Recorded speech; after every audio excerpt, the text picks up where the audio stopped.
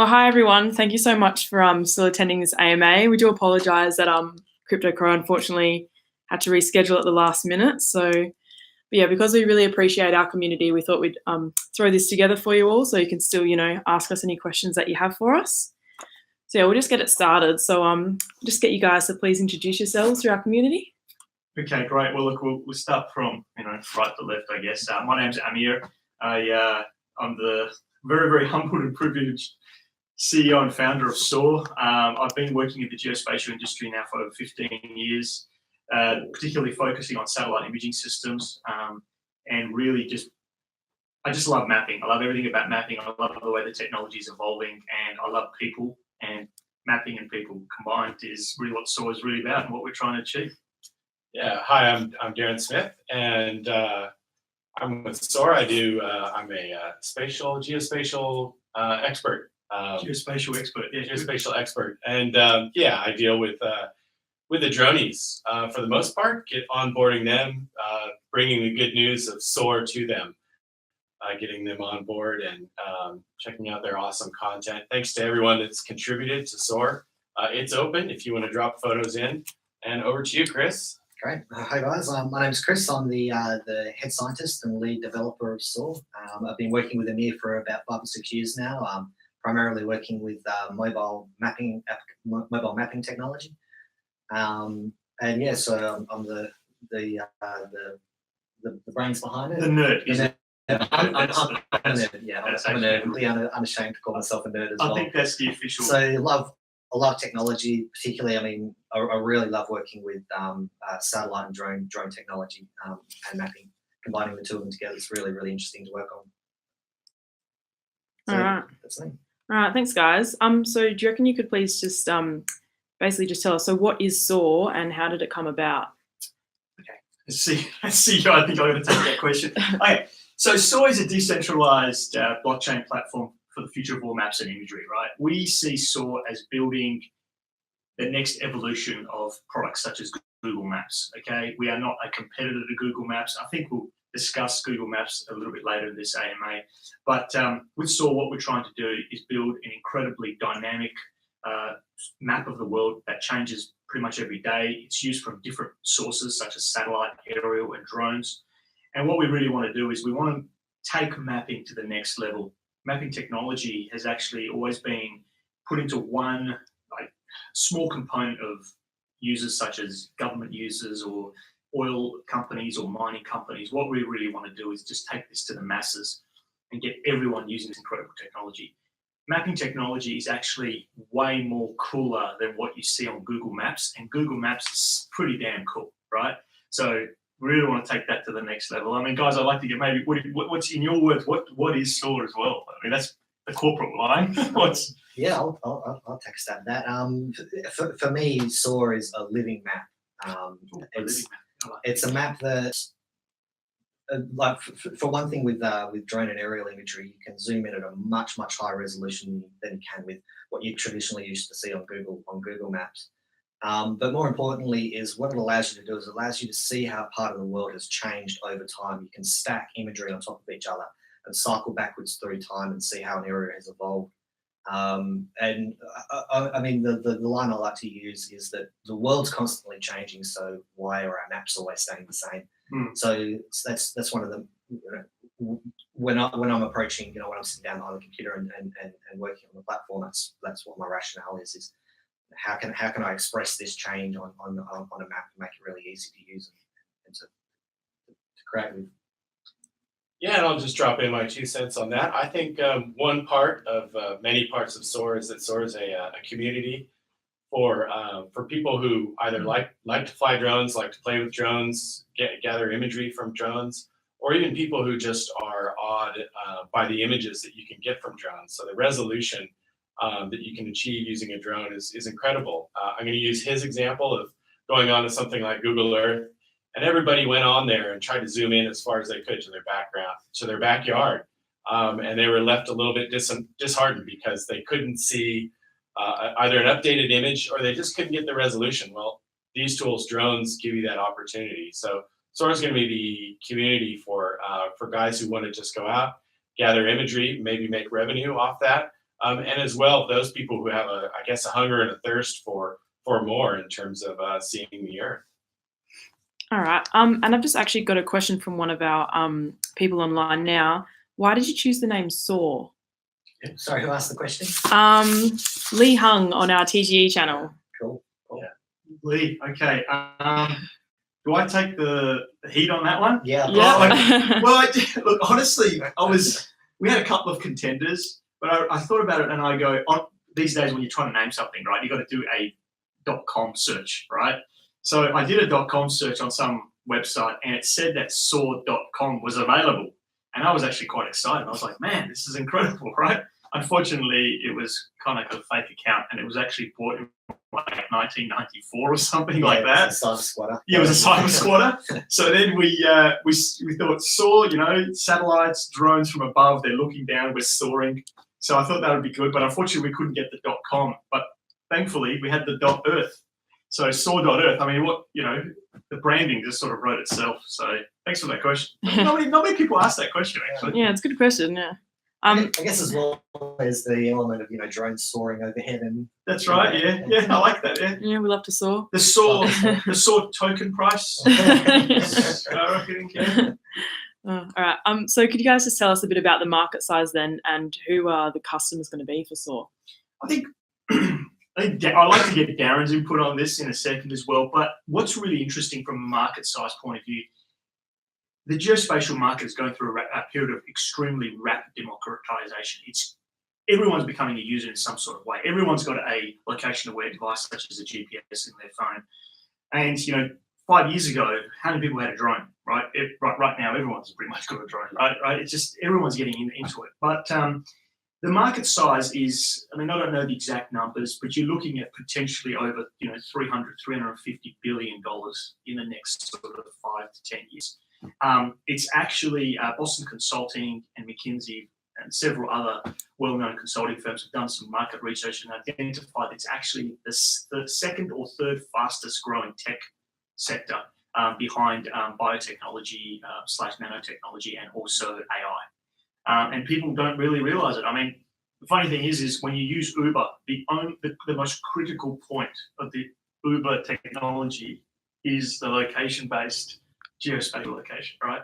So that's how big it's only going to get bigger and bigger. I mean, there's location-aware fridges now, right? I mean, not that I know that the fridge gets up and walks around, but You'd hope not. From a geospatial expert, what do you think about that? Well, I guess the straight answer is that it's unlimited in a way because Soar isn't just a platform for drones, and as Amir alluded to, everybody can buy a drone. We can walk down the street to the electronics store, buy a drone, start gathering images. I guess the same day, and the data volume is.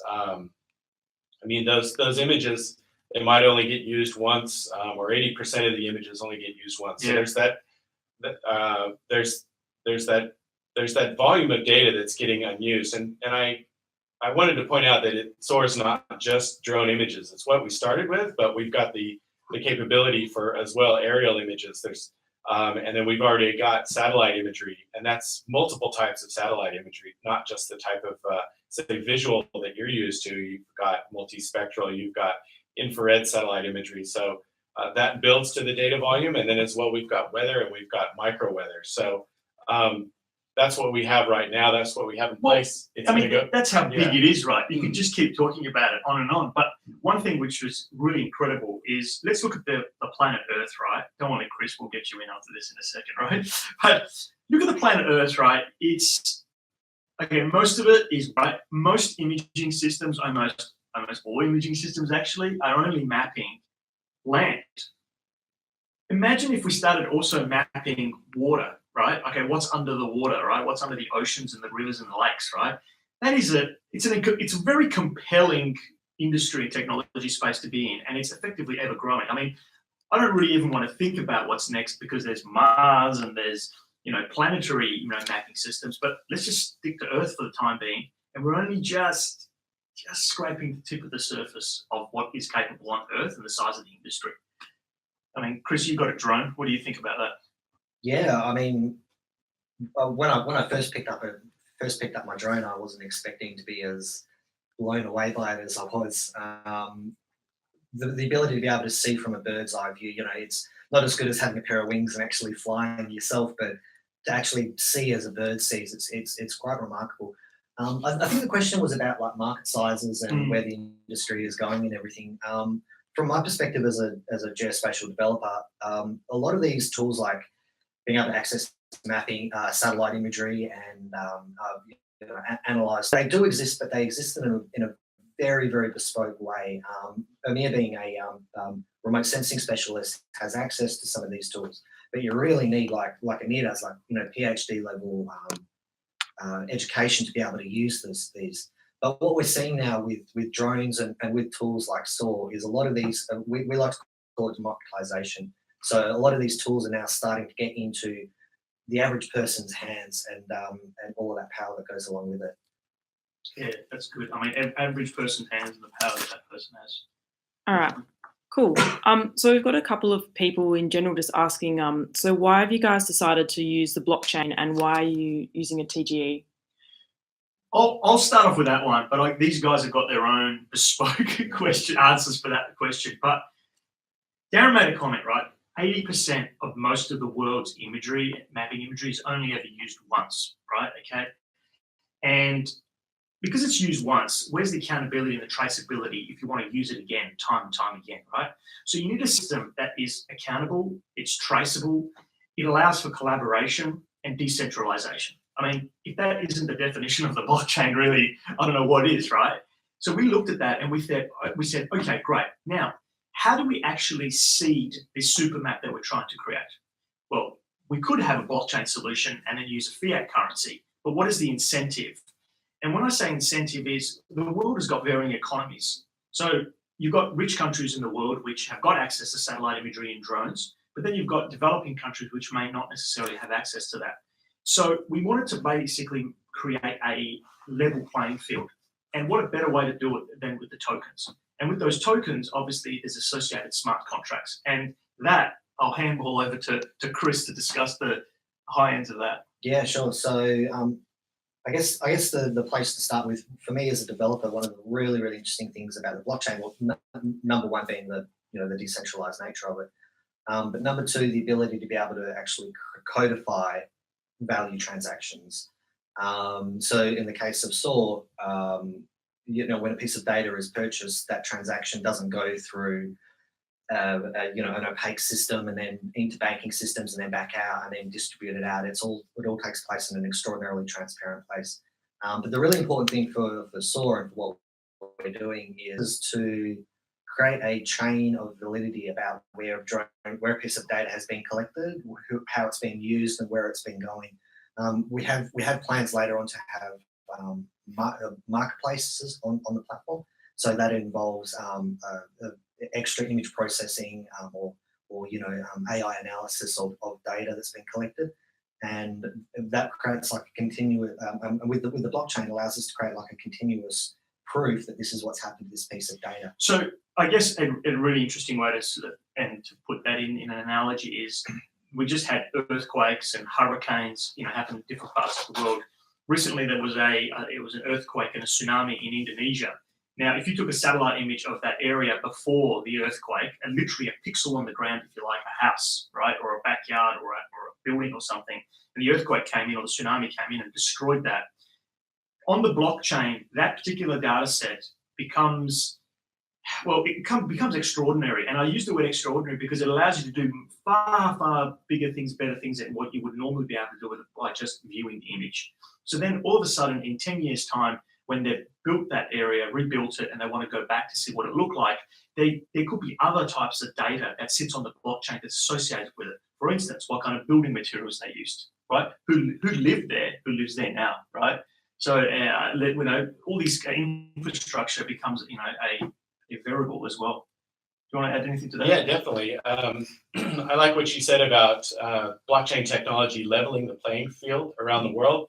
And that's definitely true. If you can think about less developed countries, having the expectation to come up to the level of, let's say, first world nations, they're the same banking systems, the access to funds, that's a big expectation. That's taken a long time. But what the blockchain does is it flips everything on its head. So here's the example. Let's say third world countries, say Africa, Southeast Asia, that doesn't have access to fiat currency, that doesn't have banks on every street corner, that kind of thing.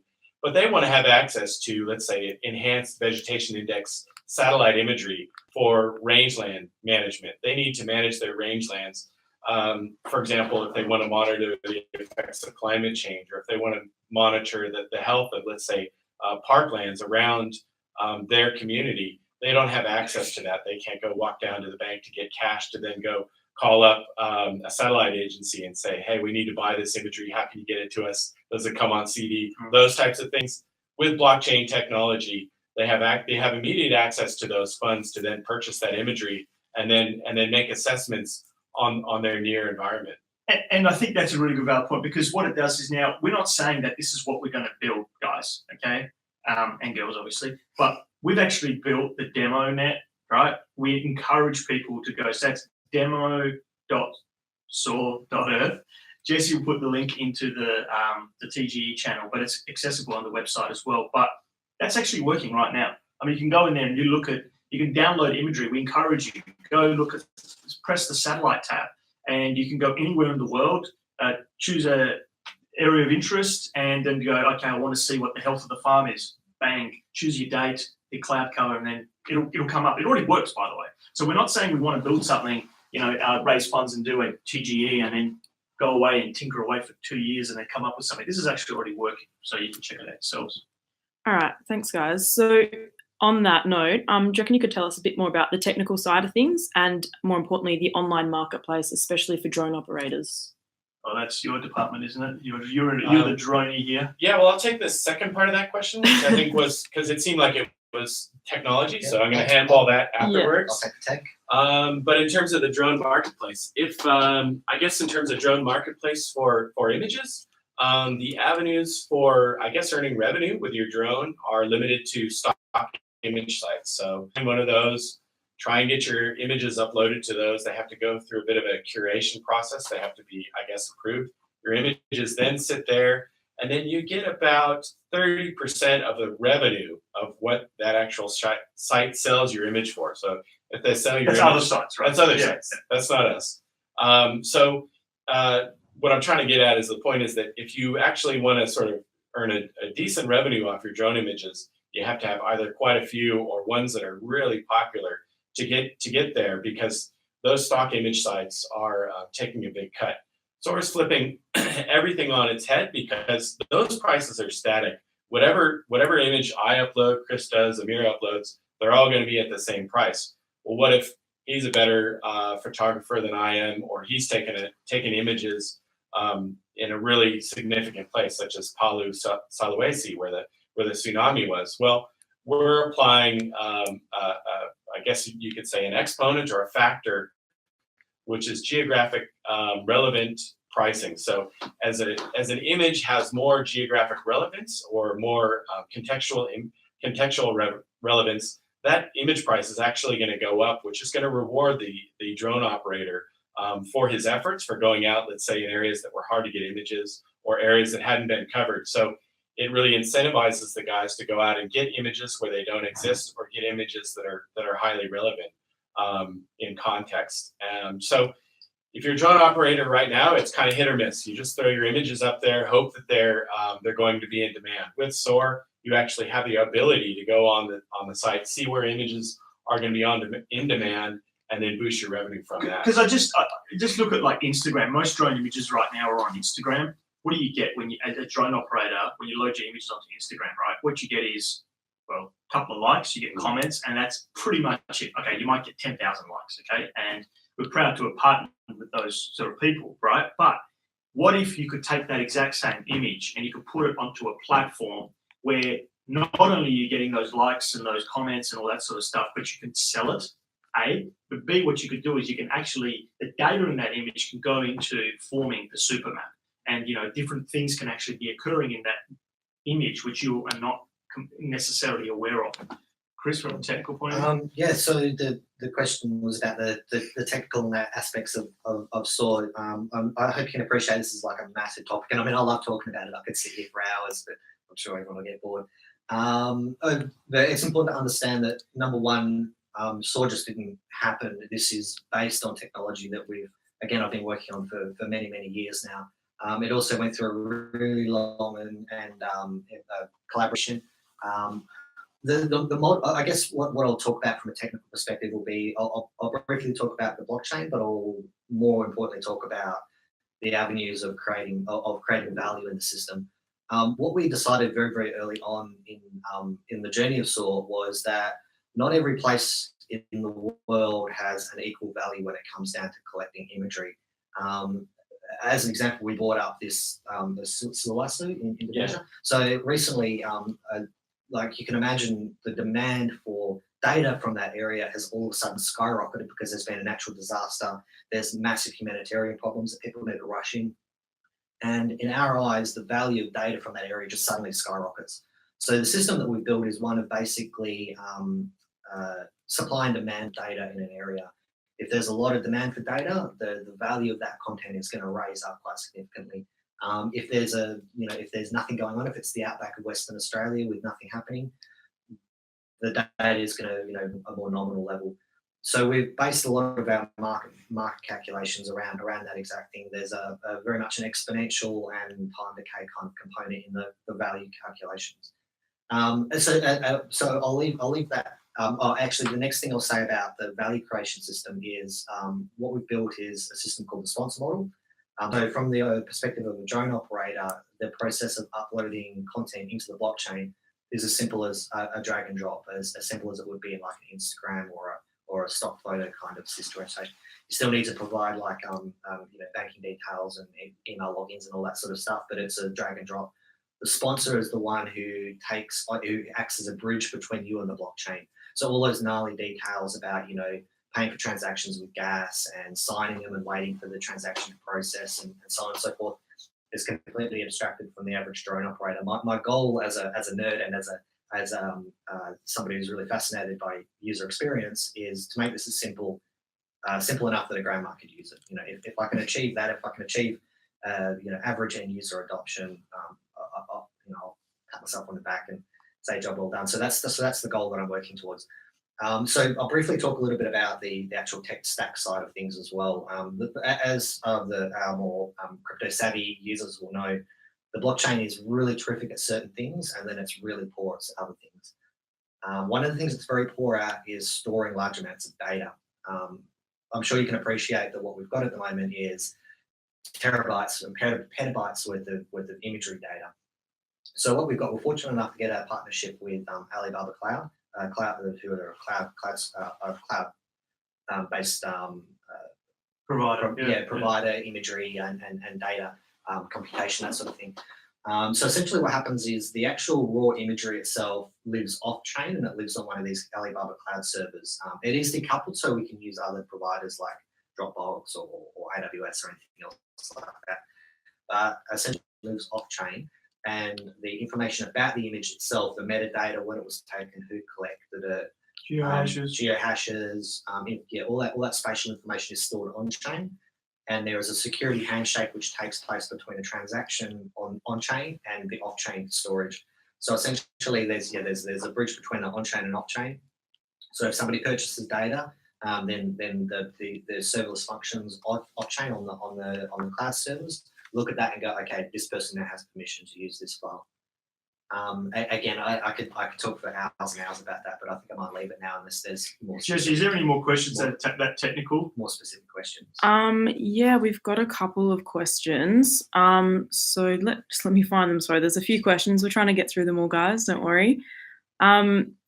So someone was just asking, so why can't content also be kept on a blockchain for the sake of decentralization? As a lot of work is going on a number of decentralized storage blockchain projects. Okay, so I'm assuming the question there is related. The storage. I assume the question there is related. Who's that from, by the way? So that was from Priyanka. Yeah.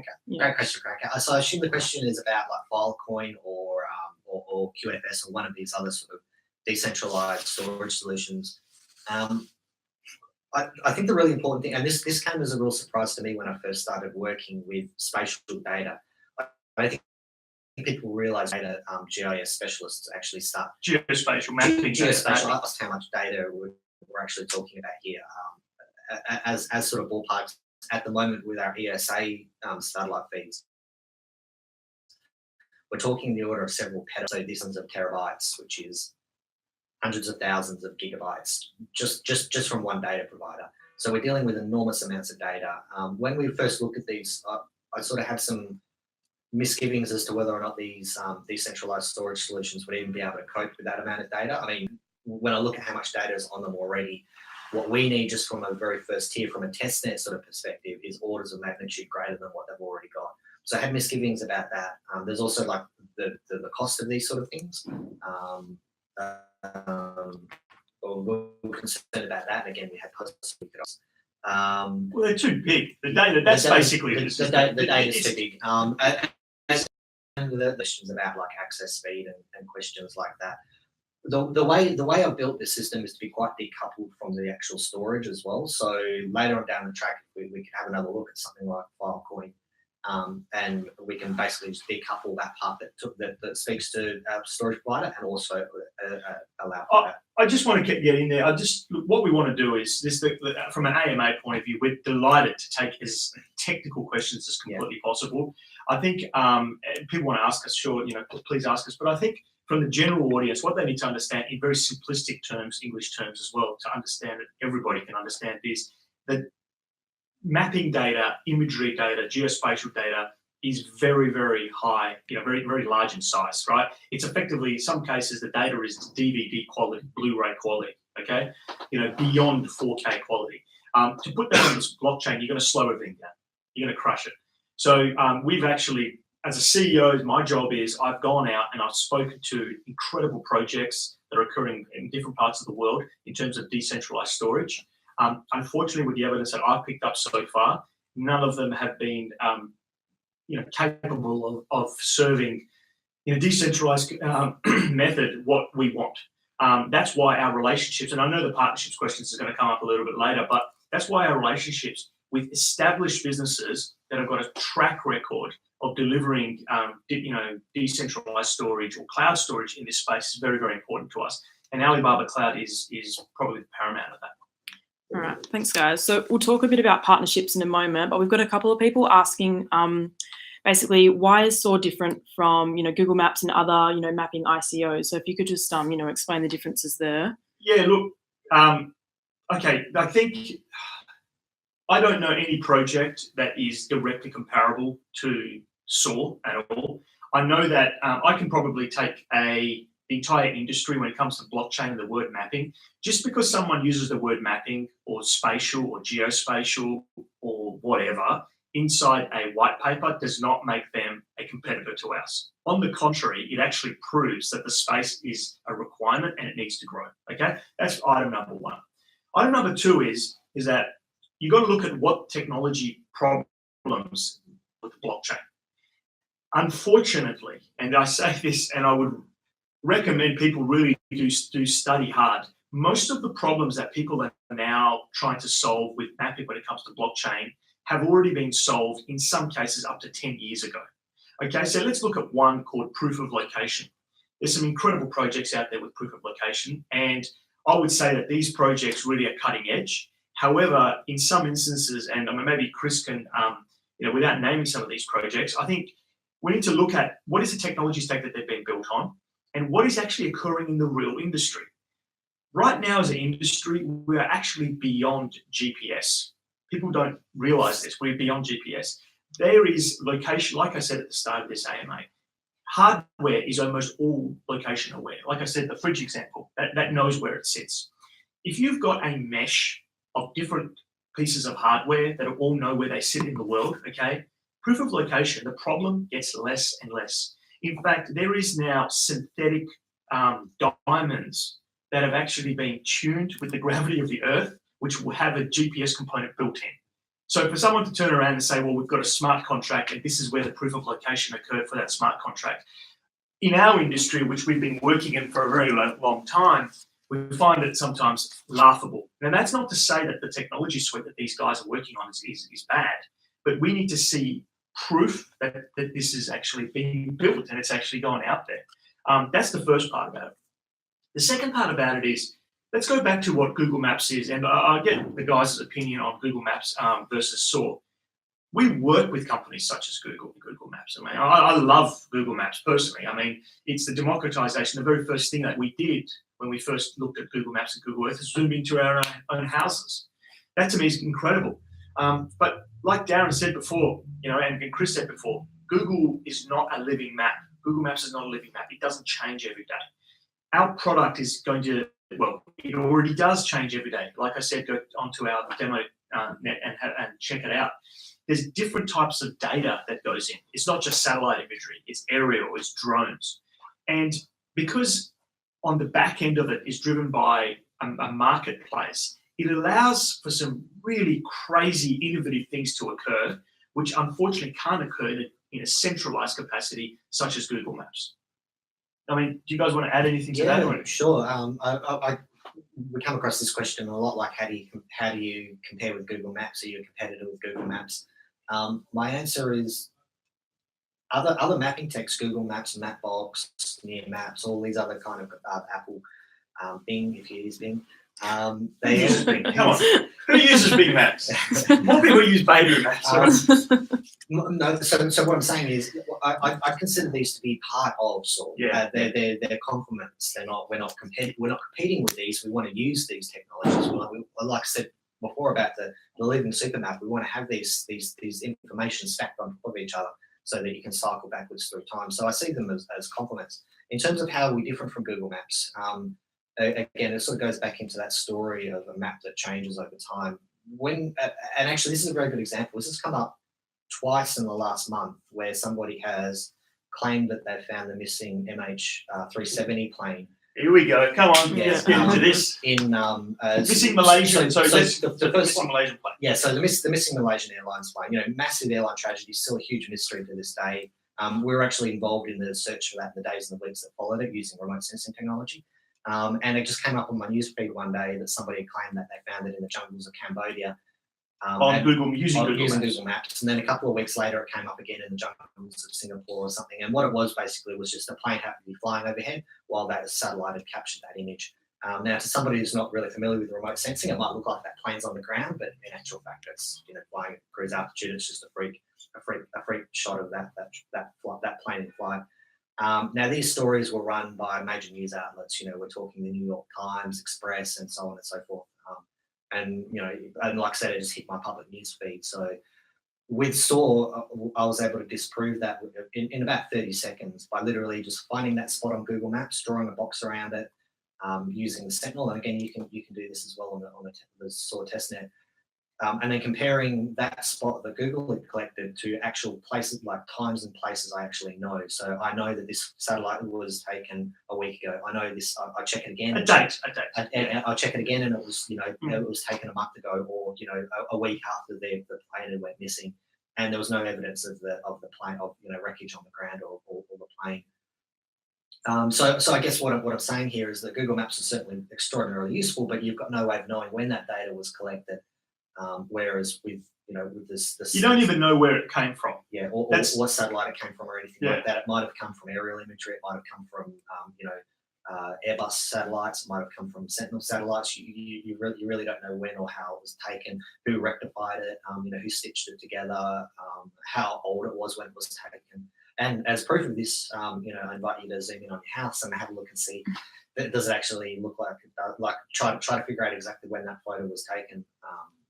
It might be somebody completely, it might be like the person who lived there before you. I mean, Jessie, you could probably even put that link into the TGE channel, the YouTube link of the missing Malaysian plane and how Chris and the guys debunked that theory in like 30 seconds. Yeah, sure. I can chuck that in now if you guys, want to check that out. Yeah. And that also kind of answers, I think, Crypto Architect and Victoria. Basically, yeah, they had Architect. Yeah, they Victoria, nice. just wanted to know, some good advantages of Soar and the, how it can use effectively in like present day times. So, which is really relevant for the age of fake news and things. Yeah. So, that's a perfect example there. If you guys are watching. Fake news. Fake news, yeah, yeah, cool. All right, thanks for that.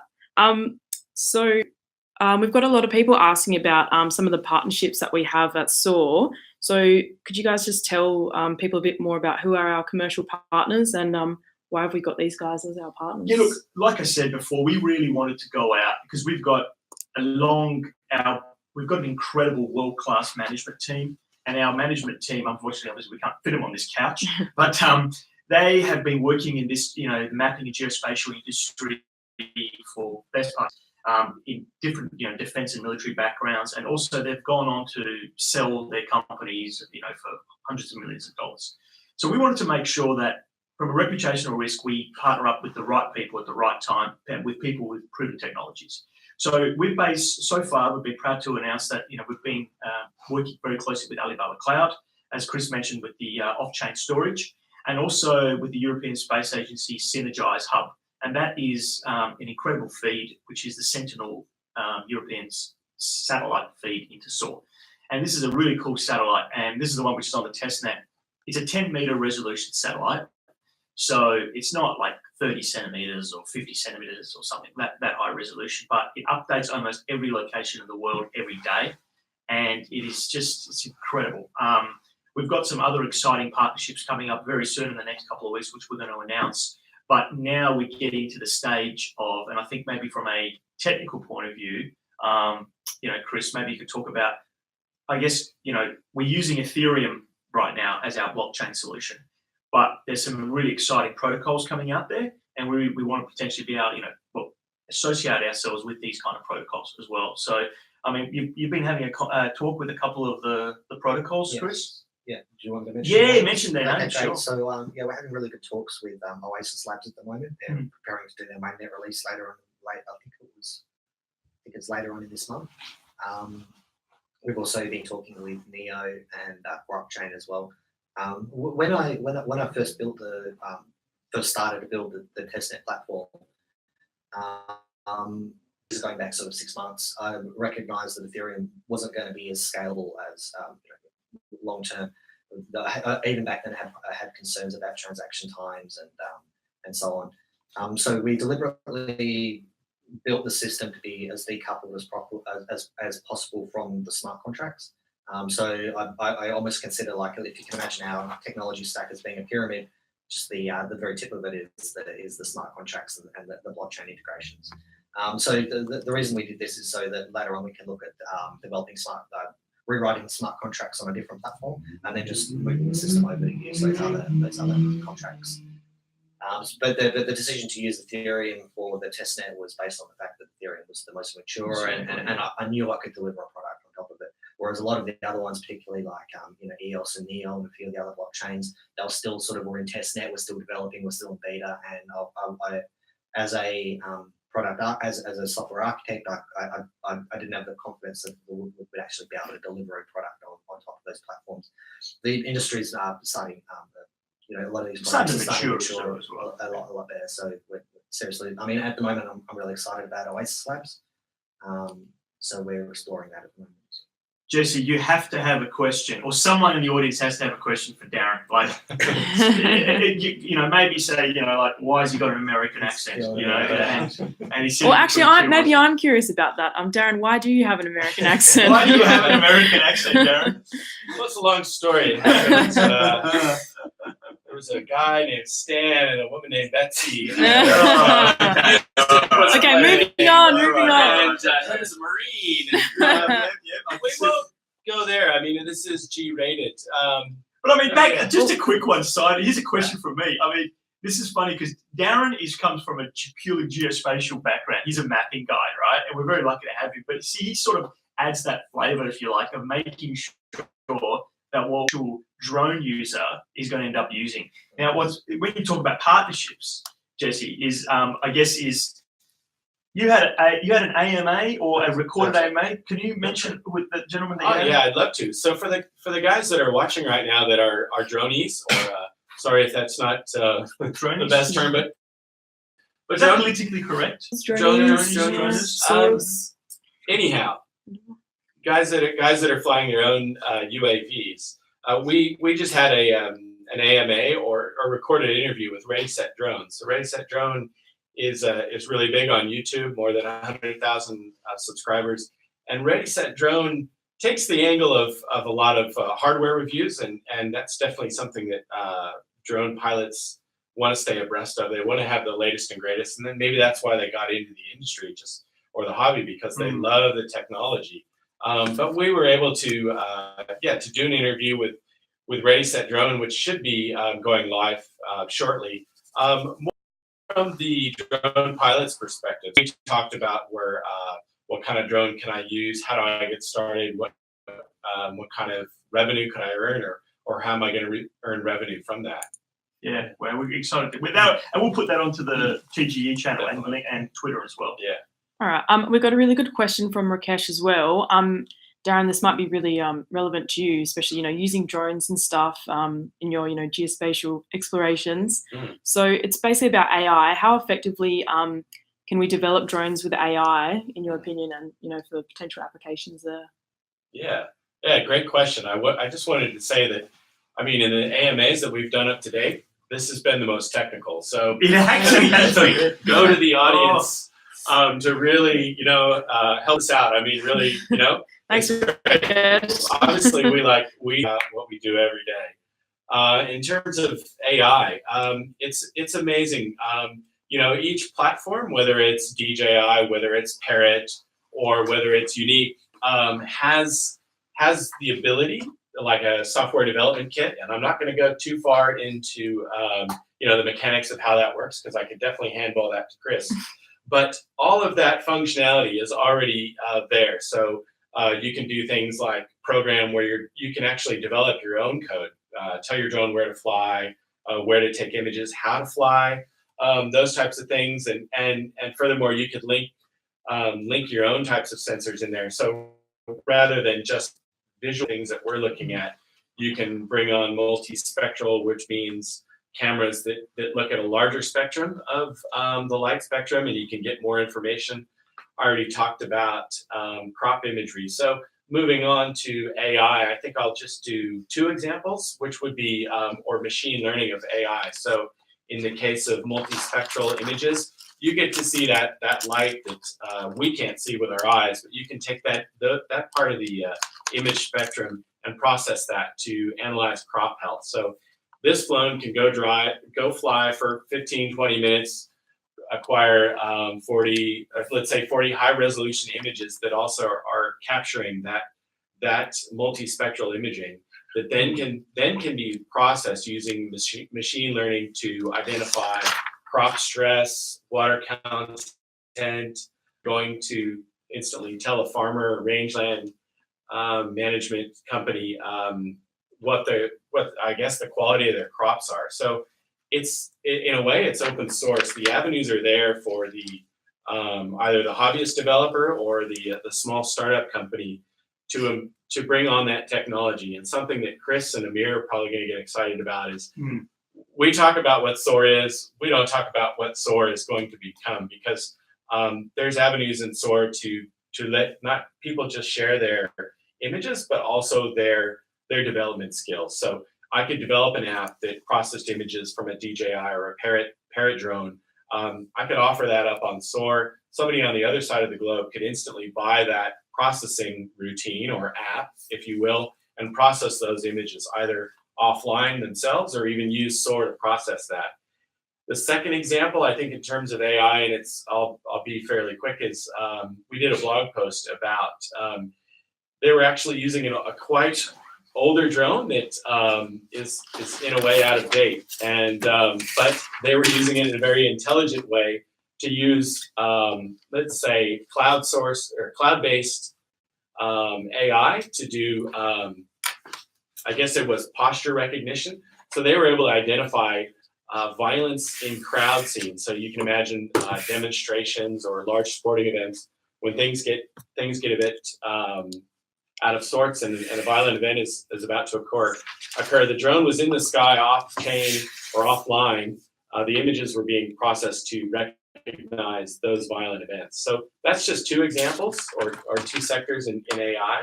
And Chris, I don't know, maybe I'd love to take over for a second. Yeah. So Darren's talked a little bit about using AI for image processing, for aggregating and analysing data. And that's going to be a huge section as well. Another section I see that you'll start seeing a lot more as well is autonomous UAVs. So these are drones. So right now, the technology exists to be able to take a drone up, to take it through a pre-programmed flight path, and it can operate it on itself. It can do collision detection and avoidance and so on and so forth. So all that technology already exists. What you're going to start seeing a lot more of is these drones starting to coordinate amongst themselves. So you might have like continuous surveillance of an area and so on, and that would be managed by a basically like an airspace management. I guess you could call it AI, like an airspace management software. Essentially, where the drones are able to communicate amongst themselves or automatically, to not collide and everything like that, and to work together. And you'll start seeing a lot more of that with like drone delivery bots and personal surveillance, personal protection bots, that sort of thing. Sorry about that. My car alarm was going off. Lambo's okay? Lamborghini. Yes. Yeah. If Lamborghini makes some sort of very, very old cars, four-door Camrys, that are Toyotas from 1998, that's the car. Yeah, sure. All right, thanks for summing that up, guys. So just like really quickly, for all of you guys that do have drones and want to know how to actually put your content onto the Soar platform, can you guys just quickly sum that up on how people can actually do that? Sure. There's I'll take that. If you just go to demo.soar.earth, so the really important thing to understand right now is that the demo is in testnet, so there is no value transactions on it at the moment. It's free. It's free to download, but as a drone operator, you're not going to earn money on the testnet because it's playing with pretend money. We can pretend cryptocurrency.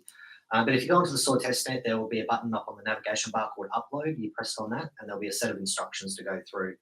Those instructions will involve installing the MetaMask extension on Chrome, then receiving some fake free Ethereum just by posting it onto your social media account. And then after that, it's as simple as a drag and drop of your imagery, and there'll be like a couple of forms for metadata. So after those first two steps of installing MetaMask, which might be a little bit alien to some users. After that, it's as simple as a drag. But that's been solved though. That's been solved. Yeah. So if people want to wait, a couple of weeks, maybe a month, yes. That will be solved. So once we go live with after the ICO is completed and we go live, the sponsorship model will kick in. So the only step for the drone operator will be to create their account, email logins and so on. But the UI for uploading imagery is very, very straightforward. It's drag and drop. Give it a title and a nice description, a few hashtags, all that sort of fun stuff. Should we talk about sky boundary? Do we have enough time to talk about sky boundary? Is there any questions? Because we've only got 10 minutes. We've only got 10 minutes left, guys. And I do have a couple of good questions to another AMA about the sky bounties, if you guys want to hear that. So basically, we'd love to know, what are you going to do with the money that you've raised so far from the TGE? Yep, cool. All right, I guess. And actually, sorry, also, people just want to know if you could just tell them about like the price of the SkyMap tokens as well. Okay, all right, no worries. Well, look, so what we're doing is, with the usage of funds, really, it's putting the wraparound on the technology suite that we've built and getting it out there in terms of marketing. What we really want to do with the usage of funds is open up presence in key markets such as Europe, Asia, North America. These are growth markets in the geospatial sector, but we're also looking at developing countries as well. We also want to attract the best of the best blockchain engineers and geospatial engineers. So we're very lucky to be in Perth, Western Australia, access smart people, as you can see over here as well. But we really want to probably double, maybe even triple our workforce as well. And we're really after that. And we think that hockey stick effect can really only be attained with very, very niche but definitive marketing strategies.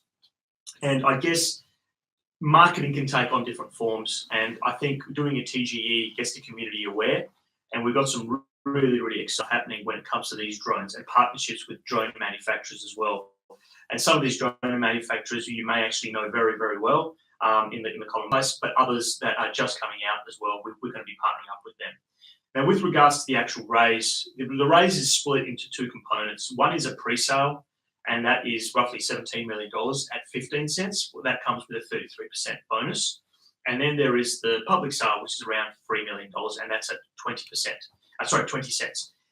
We are hoping to close the public sale will probably open for about 2 weeks if it isn't filled out quicker. on the 8th of November, and the pre-sale will end just before that as well. So really, there's only a couple of weeks, 3 or 4 weeks left before we, if we encourage people to make sure that they go to soar.earth/pre-sale. That's it. If you just go there and make sure that if you do want to participate in the pre-sale, get all that information in on the pre-sale, submit it so you don't miss out. And so because we need to do the standard checks in terms of KYC and so forth. So sorry, Jessie. And someone was asking as well. Yeah. So is there going to be any bonuses as well for signing up to the pre-sale? Yeah, that's a 33% bonus. I said it before. Yeah, so that's all pre-sales got a 33% bonus. So that's at 15 cents.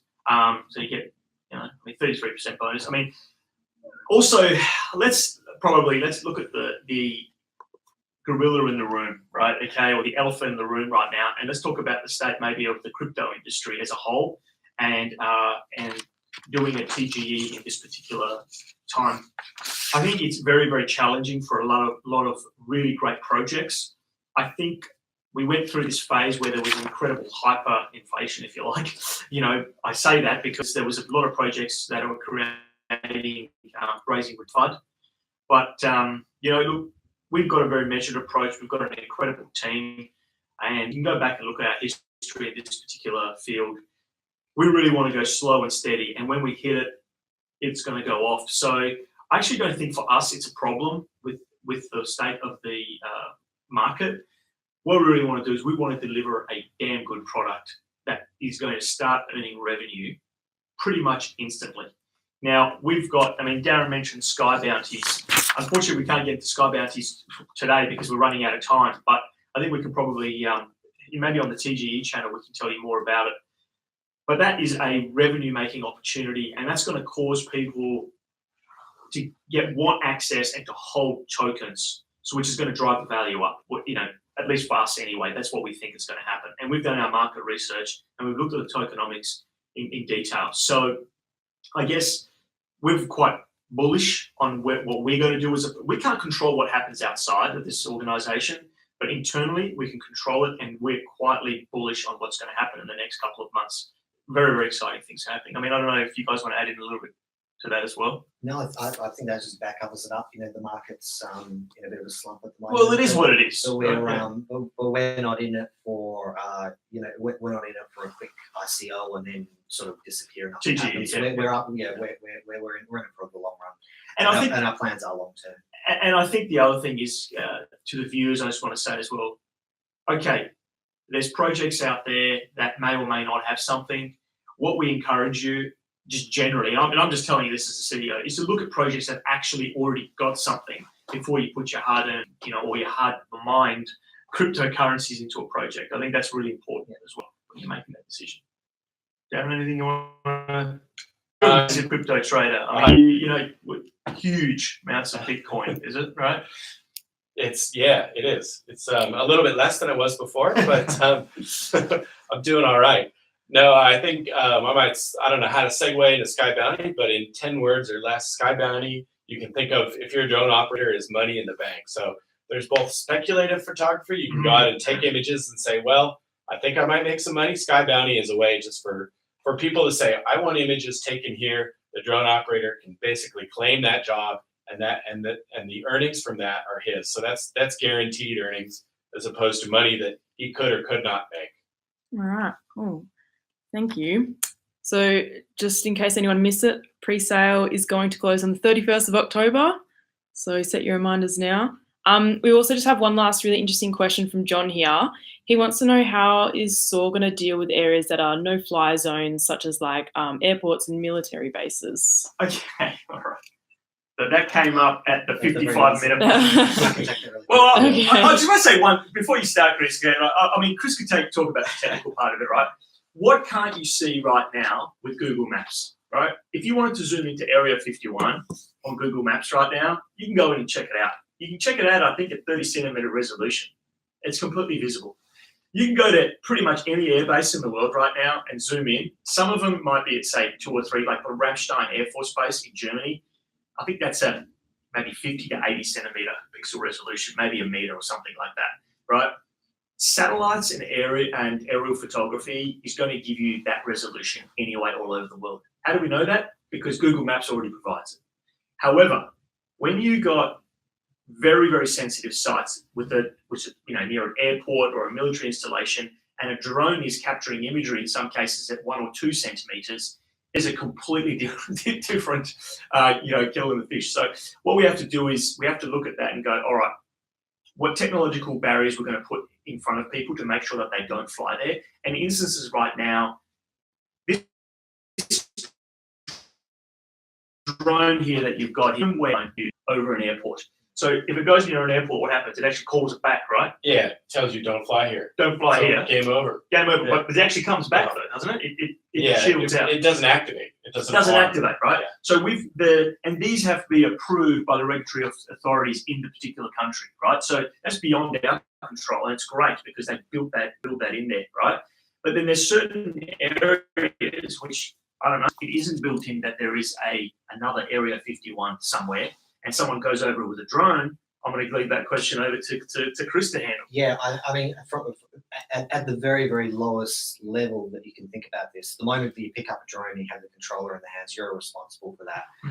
Most of it's just plain common sense. A lot of it is also legal and legislative. Essentially, it is the job of the operator to make sure that they're obeying the law and to make sure that they're not doing anything particularly stupid. From technical perspective, if this does become a problem, one of the techs that we've already built in other products is essentially like geofencing technology. We can start thinking about integrating that. We can blacklist certain areas, so we can say, we're not accepting imagery from these particular parts. But like I said, I don't actually even really think that that'll ever be a problem. It would be something that I need to implement. It's not a big problem if I have to. But again, like I said, let me just, because I'm quite passionate about this particular topic, right? And I know we only got a couple of minutes left, Jessie, and the crowd as well. But we are working with Alibaba Cloud, right? So let's look at Google Street View. Google Street View, they are taking a photo of the front of your house. You could be doing anything. You could be mowing the lawn. You could be, playing a game of cricket or football, and they would still drive by and take a photo of your house. Now, if a company like Google can do it, right? We go, okay, Google can do it. But what do? They blur out people's faces and they blur out people's, driver's license number plates. So, Chris, do you want to talk about a little bit what we're doing with Alibaba Cloud when it comes to that? Yeah, so one of the questions earlier on was about AI and applications of drone AI. The very first application for us is in facial detection and blurring. If someone looks up as the drone is flying by. So we're actually training AI right at the moment, so that if somebody happens to be looking up and gawking at the drone as it's flying overhead, it'll automatically detect them. And that's so that's an example of two things. It's an example of like AI applications of analyzing the data, and it's also one of the very, very early applications of our marketplace idea where extra services can come on top and build value on top. In this case, the building of value is in privacy concerns and making sure that we. And the thing is, hopefully the community is understanding this as this AMA has gone forward, is you just see the incredible amounts of opportunities that this industry has. We're just really scratching the surface of it. And I'm really, really proud of the team of what they've accomplished so far, because like I said, it is a real product. And, and I think in the next 2 or 3 months, we're going to achieve some incredible goals, and we want the community to be a big part of it. Jessie, do you have any final questions before we have to say goodbye? No, I think that's all for today. Thank you guys so much for all of your questions. I know there was a few, but we'll try to host another AMA very soon to answer the rest of them again. And yeah, I'll post the link to the Soar testnet into us, can all have a play around with that today. More questions for our next AMA? They should probably I think we should dedicate an AMA to the Skybounty, because that is seriously cool. Yeah. There's information on the website, but that's fantastic. Maybe we can maybe give away some prizes or something like that. Maybe we can give away one of these cool Soar hoodies. Yeah, we had a question. Someone asked where they can buy the Soar hoodies. So where they can buy the Soar hoodie. We'll organise I can sign my one for you. They've got like a little insignia on the side. Yeah, there's a whole bunch of shirts as well. We've got the Soar shirts and the emoji. This is the Zoomy drone. I don't have Zoomy. We're branded up. Just big guns. So we got 3 different shirts. So Yeah, 3 different shirts. Oh, yeah. There you go. That's vintage. That's the retro This edition. is the very first. As you can see, this is an older logo as well, so it's a slightly different place. So as you can see, we're pretty casual on the bench as well over here as well. Thank you so much, guys. Yeah. Really appreciate it. All right. Thanks everyone for listening today. And yeah, we'll see you next time. Thank you. Talk to you soon. Cheers. Bye.